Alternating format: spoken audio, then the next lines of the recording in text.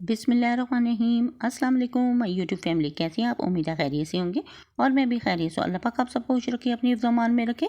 तो आज हमने बनाया था आलू गोश्त का सालन, जो कि बहुत मज़ेदार और ज़बरदस्त सा बनकर रेडी हुआ था। यहाँ पे मैंने आधा किलो चिकन लिया था और आधा किलो आलू थे, जिनकी मैंने कटिंग कर ली थी। और यहाँ पे 4 टमाटर और 4 से 5 अदद सब्ज़ मिर्चें थी, जिनकी मैंने पेस्ट बना ली थी।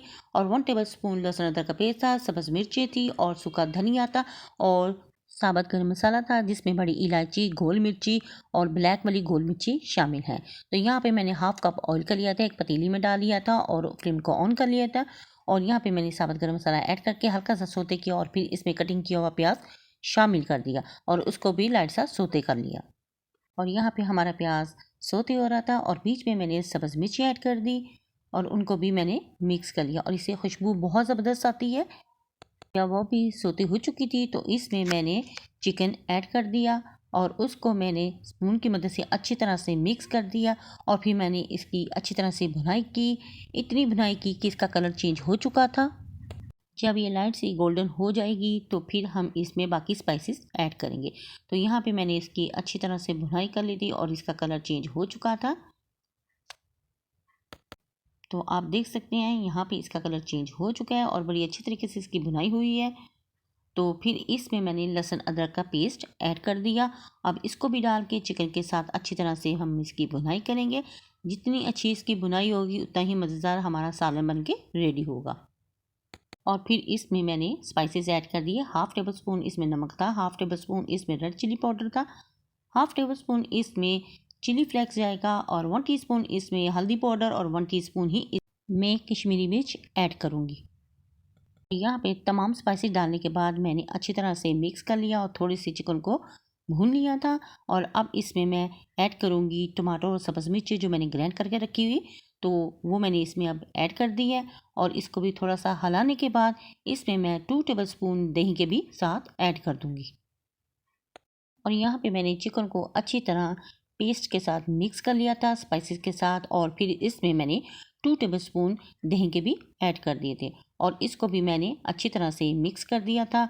और 10 मिनट के लिए इसको मैंने स्टीम पे ढक्कन दे के छोड़ दिया था। तो जब ढक्कन हटाया तो माशाल्लाह माशाल्लाह हमारे मसाले की भी भुनाई हो चुकी थी, ऑयल रिमूव हो चुका था।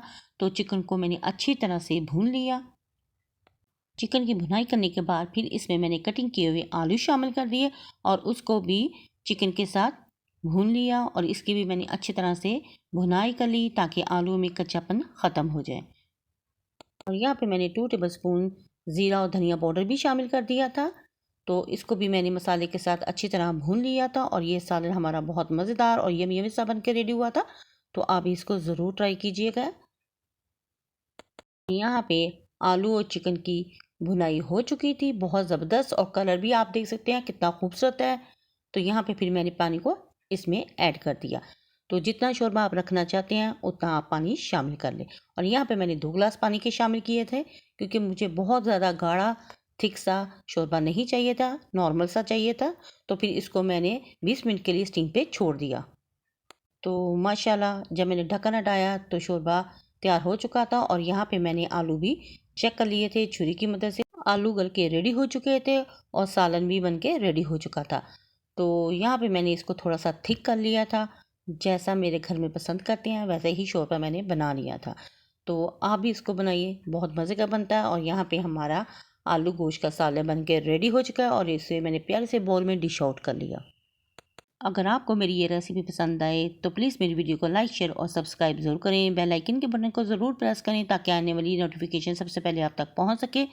और आपके कमेंट्स मिलते रहते हैं जिससे हौसला अफजाई होती है, जिसके लिए बहुत शुक्रिया, थैंक यू सो मच। तो लाइक, शेयर और सब्सक्राइब भी कर दिया करें। और ये यहाँ पे हमारा शोरबा बन के रेडी हो चुका है, सालन ज़बरदस्त सा, और आप इसका लुक भी देख सकते हैं। और फिर इसको मैंने धनिया और सब्ज़ मिर्च और गर्म मसाले के साथ गार्निश कर लिया था।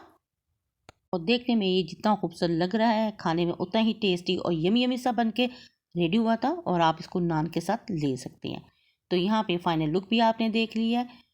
इसको बनाएं, अपने और अपने बच्चों के साथ करें इंजॉय और अपनी बहन को रखें दुआओं में याद। तो नेक्स्ट वीडियो तक दे इजाज़त। अल्लाह हाफिज़ और अल्लाह निगहबान।